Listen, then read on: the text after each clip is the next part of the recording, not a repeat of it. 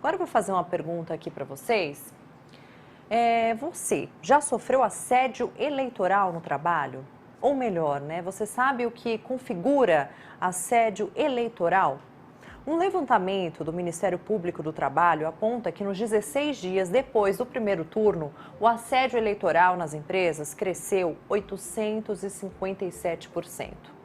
Até o primeiro turno, tinham 45 denúncias. Hoje, a quantidade chega aos 431 casos. Muita coisa, né? Para os integrantes do grupo formado entre MPT e o Tribunal Superior Eleitoral, a principal arma para o combate do assédio eleitoral é o conhecimento.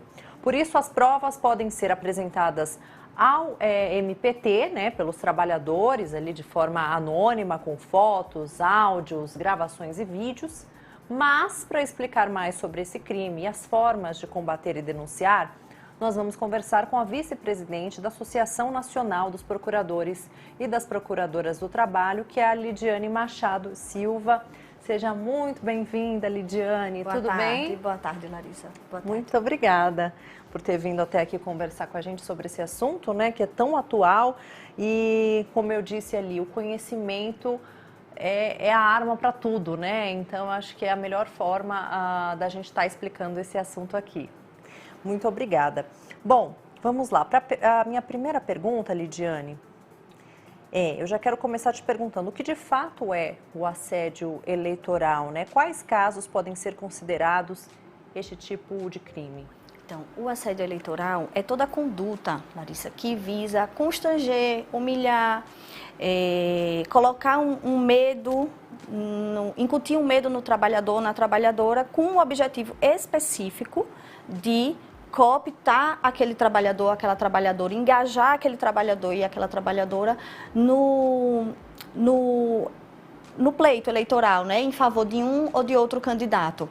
Né? Ele pode se configurar da seguinte maneira: é possível uma ameaça de perda de emprego, é possível uma oferta de uma gratificação.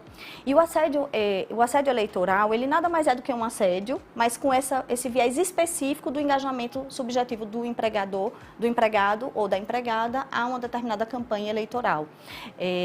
No Código Eleitoral, ele é definido como crime. Ele recebe outro nome, chama coação eleitoral, e está definido nos artigos 299 e 301 do Código Eleitoral. E também o embaraçamento, né, impedir que o empregado ou a empregada vá votar, também pode configurar o assédio eleitoral e está previsto no Código Eleitoral também como crime, no artigo 302. Sim, então, Lidiane, acho que assim, as principais formas, assim, resumidamente, né, se, por exemplo, eu sou funcionário de uma empresa e o meu chefe ali, o meu líder, né, ele pode, de repente, coagir, né, ou então me passar uma espécie de bônus, ou então, esse bônus que a gente está querendo dizer, pessoal, pode ser uma folga, pode ser um aumento salarial. Exatamente, Larissa. Ele pode, por exemplo, exigir que os empregados e as empregadas utilizem material de campanha, camisetas, bottoms. Isso é muito comum, né? Muito comum. Adesivo nos carros. Adesivo nos carros, por exemplo. Ele pode incutir naqueles empregados um medo de que, se determinado candidato ganhar ou não, a situação jurídica da empresa, por exemplo, vai mudar a ponto de que os empregos estejam ameaçados, e isso traz um temor psicológico, é capaz de abalar a rigidez daquele ambiente de trabalho, e por isso é que se configura um assédio. Esse ponto é muito importante, Lidiane, que você falou agora, né? Essa questão de... não sei se a gente pode falar ameaça, você que acho que vai conseguir me responder melhor, mas nessa questão de falar assim, se o chefe chegar e falar assim, olha, se determinado candidato for eleito, eu vou ter que fazer uns cortes aqui, porque a situação do país vai ficar pior, então eu vou ter que cortar aqui. Isso também configura assédio eleitoral. Essa é uma das principais modalidades que está acontecendo agora. É sobre esse tipo de conduta que o Ministério Público do Trabalho vem recebendo denúncias reiteradamente, né? Como você explicou na abertura do bloco, o aumento foi exponencial e se deve mesmo a esse acirramento entre os candidatos que estão indo para o segundo turno. Sim. Né? Agora, Lidiane, o que pode acontecer? Na verdade, tem uma pergunta antes que eu quero te fazer, que é, se a pessoa perceber que ela foi assediada, né? Quem ela deve procurar, o que ela pode fazer, quais são os meios de denunciar? Ela pode fazer uma denúncia tanto ao Ministério Público Eleitoral, né? Nesse caso, como se trata de eleições federais, ao Ministério Público Federal, que é quem desempenha as funções eleitorais no pleito, e pode também fazer uma denúncia no Ministério Público do Trabalho. O Ministério Público do Trabalho, é importante dizer, não detém atribuição criminal. Então, a parte do crime de coação ou de embaraçamento, ela vai ser encaminhada para o Ministério Público Federal, e o Ministério Público do Trabalho fica com a investigação pertinente aos ilícitos trabalhistas, né? Que no caso é o assédio moral propriamente dito.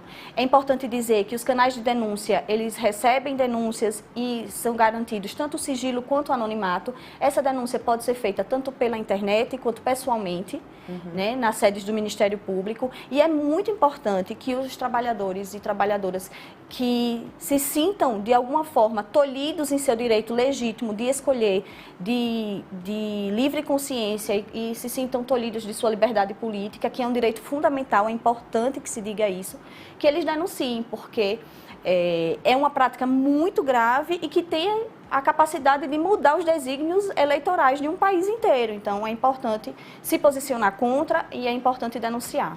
Sim, com certeza. Muitas vezes, pessoal, esse assédio também vem num tom de brincadeira, né? Sim. Que eu acho que é o mais comum. Agora, Lidiane, o que pode acontecer com os assediadores caso confirmado o crime, o assédio? Então, do ponto de vista criminal, os assediadores, eles podem responder, né, criminalmente e podem sofrer uma pena de detenção de até 6 meses e multa. Do ponto de vista do ilícito trabalhista, eles podem ser chamados no Ministério Público a firmar um termo de ajustamento de conduta, onde se comprometem a não mais praticar, não mais exigir esse comportamento dos seus empregados, por exemplo, esse engajamento subjetivo a um candidato A ou B, além de poderem exigir um pagamento de dano moral coletivo. Afinal de contas, a coletividade toda é lesada quando essa prática acontece. Caso eles administrativamente, que a gente chama, né, que fora do âmbito do judiciário, não se comprometam a adequar suas condutas, o membro do Ministério Público, a membra do Ministério Público vai oferecer uma ação judicial, uma ação civil pública, em que essas mesmas obrigações são requeridas ao juízo, né, que ele não pratique mais, que ele, por exemplo, vá a público pelos mesmos canais em que ele praticou o assédio eleitoral e peça desculpas, fale que nenhuma daquelas ameaças vai acontecer, enfim, esclareça sobre esse tipo de assédio aos empregados, além de uma multa, né, na verdade, um dano moral coletivo pela violação ao direito fundamental de liberdade de escolha política, né? Sim. Agora, para a gente finalizar, na última semana, o ministro Moraes, presidente do TSE, ressaltou que é inadmissível, em pleno século XXI, que empregadores pretendam coagir o empregado em relação ao voto. Qual que é a sua orientação para quem está nos acompanhando, Lidiane? Tanto para quem é empregador, como para quem, no caso ali, acaba sendo a vítima, né, o empregado. Qual que é o recado final que você deixa a respeito dessa situação? Então, para a vítima, né, é o que eu já falei antes, denuncie, se coloque, avise aos empregadores que você tem ciência de que você tem direito à liberdade política, de que é um direito fundamental e que, como tal, você exige que seja respeitado. Em relação aos empregadores, é importante que os empregadores saibam que, ainda que se reconheça a legitimidade do poder diretivo deles, ou seja, de organizar e gerenciar a atividade econômica, afinal, são eles que oferem lucros e suportam prejuízos, esse poder diretivo ele não é ilimitado, ele encontra limites justamente no direito fundamental de liberdade política, que é um direito fundamental garantido, inclusive, na Declaração dos Direitos Fundamentais da Pessoa da ONU, né, e da OIT, em diplomas internacionais. Então, é importante que os empregadores estejam cientes que o poder diretivo, ele existe, mas ele não é ilimitado. Não os autoriza a entrar na esfera privada de seus empregados e de suas empregadas e exigirem deles o engajamento político em determinado candidato A ou B. Perfeito. Conversamos então com Lidiane Machado, vice-presidente da Associação Nacional dos Procuradores e das procuradoras do trabalho. Muito obrigada pela tua presença. Eu que agradeço, Larissa. Até a próxima. Até a próxima. Tchau, tchau.